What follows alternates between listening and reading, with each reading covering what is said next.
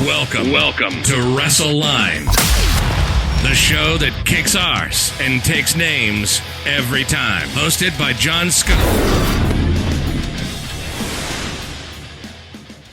Hello again, and welcome to this exciting episode, I'll say, of WrestleLine. This is our 200th episode of WrestleLine since, trying to think when we started all this, June 19th, 2015, I believe we started all this stuff. And getting to the 200th episode. I know before I go on, I had a lot of emails from listeners, long-term listeners, saying, you've gone past 200, it was ages ago. But those, I don't always include our little daily podcasts or some of the small little ones I used to do. I only really count the ones where I'd at least done 40 plus minutes on as actual episodes. So that is why I've gone with 200 here. So if anyone is wondering why that is the case, because obviously if you go back, you'll see we are past 200. But yes, we're going to do a special show on this one. And I'm really pleased to say that joining me for this, he's not a clone. I haven't just gone down some route of cloning myself now because I need a co-host. But he is a host of another podcast, Wrestling with John's podcast, John Scott, another John Scott. Obviously, a few of my listeners will already know that he's been a guest a few times now. So, John, how are you doing?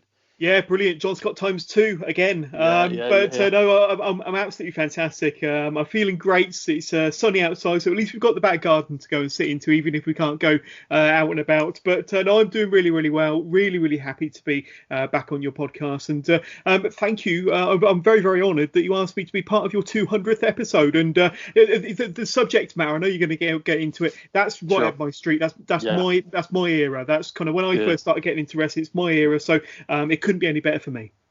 Yeah, I kind of thought when I was trying to think of potential people to have on about this, I remember our first conversation on your podcast, Wrestling with Johnson, and we were talking about our own experiences as fans going to 92 SummerSlam and stuff around that era. So I knew you would have probably the same outlook that I would possibly on this whole endeavor that we're going to get into of this. And obviously, we're going to be talking ultimately about the whole Ric Flair, Hulk Hogan, the match, the myth, I guess, the iconic match that never took place at WrestleMania 8.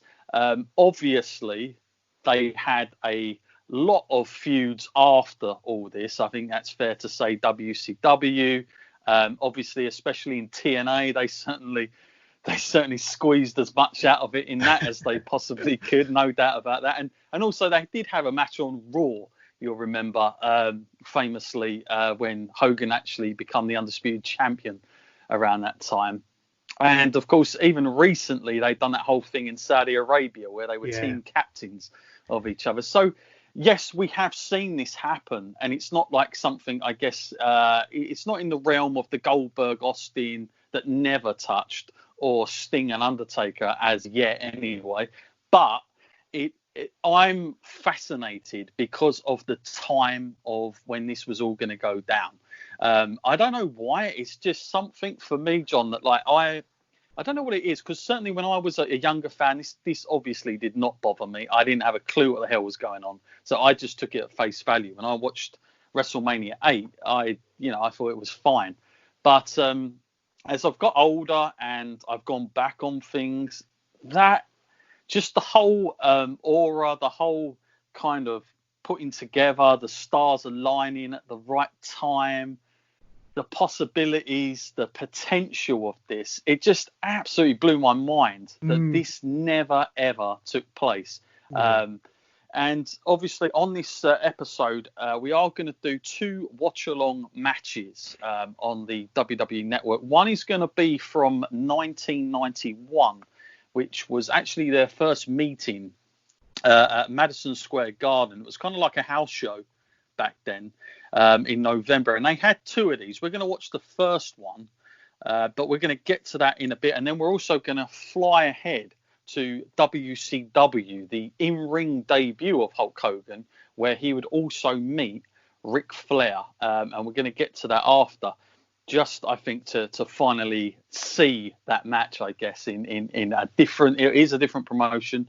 Got to point that out, but I think it's worth having in this episode. But John, to start with, I want to kind of like get your take on like just a bit of background before we get to the whole why it didn't happen and rumors and innuendos, because there are a lot of them out there, and crazy amount of reports over the years as to why this never happened. Depends who you're going to listen to most, I guess. But just as a background here, John, like when you go back now as what we do, especially podcasters and wrestling knowledge that we share, like Ric Flair, the background of this guy, it has to be said, for those that are not familiar, Ric Flair was your sort of total NWA, WCW poster guy. I mean, there's no two ways about it. He was the guy, especially during the late 70s and predominantly in the 80s for WCW. Just on Ric Flair, first on, like, what was your perception of Ric Flair? Like, just describe, I guess, what kind of he was back in that time, and then also sort of leading in to the 91 era that he ends up winding up at WWF. Well, I mean, Ric Flair was the wrestler's wrestler, wasn't he? You know, going through the 70s and certainly in the 80s, and the feuds that he had, you know, with the likes of Harley Race, Dusty Rhodes, Ricky Steamboat, Terry Funk, Sting. You go through the NWA kind of roster, and Ric Flair has defended the championship as a challenger or as the champion going into the matches against pretty much all the top names. You know, and I think you could describe him as the last proper world champion, the last proper traveling world champion. And of course, NWA as a brand, certainly with you know the iconic belts, were renowned for having their world champions not just travel from territory to territory around the US, but from country to country. You know, Ric Flair and the other NWA champions were renowned for traveling to Australia, for example, you know, to various parts of South America and, you know, possibly even to Europe at times. They were known as the proper world champion, and Japan as well. Japan, you know, but another big wrestling nation, of course, we all know that. So I mean, Ric Flair was considered the wrestler's wrestler, and he was pretty much, I'd say 98-99% heel pretty much through his entire run in the NWA and WCW. I really can't remember a time when he was babyface, but there might have been the odd occasion. And he won the NWA World Championships quite a few times. I don't know what he was up to come 1991. He stepped foot inside the WWF around about July, I believe, August. And he was probably already up to around about, I don't know, 9-10 championships by then. But Ric Flair kind of built his career on being this dastardly heel that would quite often win via nefarious means, by a bit of cheating or some heel tactics, or try to, you know, get the cheap win if he could. I mean, you know, Ric Flair will be the first person to admit that although he's described as one of the greatest wrestlers ever, he probably only had about half a dozen moves in his arsenal, to be honest with you. And quite a few of them were defensive moves and trying to get away, and of course to flip over the turnbuckles and everything like that. But before he joined the WWF, he was considered, like you say, the poster boy of the NWA, the poster boy of WCW as it was then, because it officially got rebranded around about 89. And so I mean, Ric Flair was all about kind of the more serious side of wrestling that the NWA and WCW presented to the fans. That's absolutely well said there. I'm glad. I knew I got the right guy. Full of interesting facts there from your part. I knew I got the right guy. That's probably the best you're going to get from me. Time to switch off. No. So Ric Flair, as you say, like for me, I totally back everything you just said, and adding another layer to it. Like I know you mentioned about the whole, you know, 78%, 8% of being a heel, and that's the other big thing here, because there are several layers into all this. And yes, you've got a predominantly kind of, you know, he was part of the Four Horsemen, you know, one of the most iconic groups. I've seen lots and lots of sort of, shall we say, recycled versions of the Horsemen over the years. I've seen that a lot, but there is only one original type group. And I think why they stand out for me is, yes, they were all pretty much talented guys, no doubt about it. But Ric Flair was the man, obviously, in that. Yeah. But what stands out to me is the style that they presented. And you hear a lot of boxers today, even like Floyd Mayweather, pay homage to someone like Ric Flair and just the way he presented himself, the way he sold fights, matches. Floyd Mayweather many times now has come out and said, that's the guy where I got all that from. So when I do a press conference, I'm playing a character to sell my matches. Conor McGregor as well. Conor McGregor. Exactly. Yeah, another guy. Yeah. So his influence on sort of up and coming athletes, not just wrestlers, is globally. Like, it's so recognised. I would say on almost a level with Hulk Hogan at the time.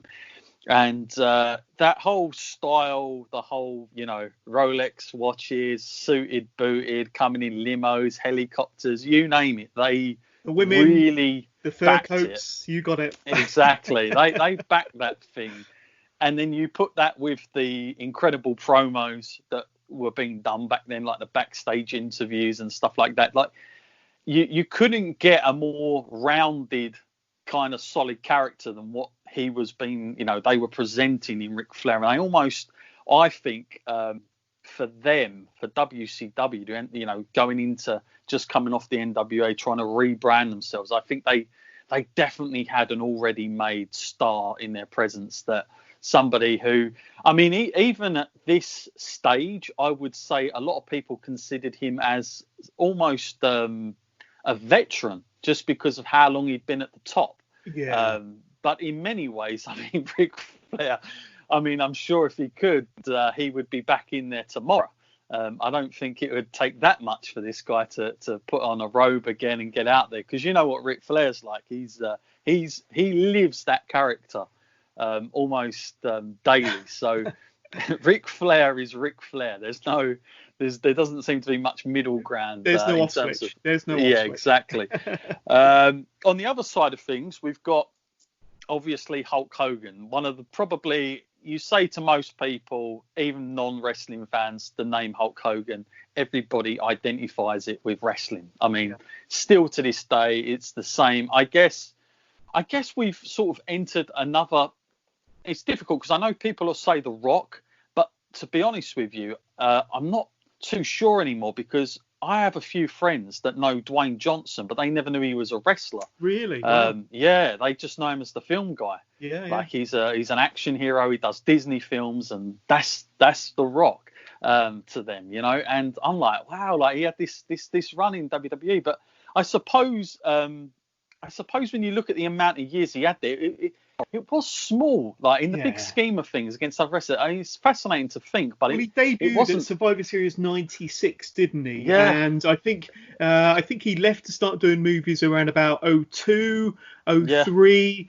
And then I don't think he was kind of off our screens, off the wrestling TV since then, really sporadically turning up, obviously for them WrestleMania encounters against John Cena. What were they, 28 and 29? So, really he's been a mainstream Hollywood superstar longer than he was a wrestler. Absolutely. Yeah, that's correct. And of course, we've got other names in there like Stone Cold Steve Austin that a certain generation will definitely remember, whether you was a wrestling fan or not, just because of how kind of worldwide that got, especially with MTV and other places that really adopted taking bits out of it as a cool new hip thing in the He was on the front page of every magazine in America as well, wasn't he? Exactly.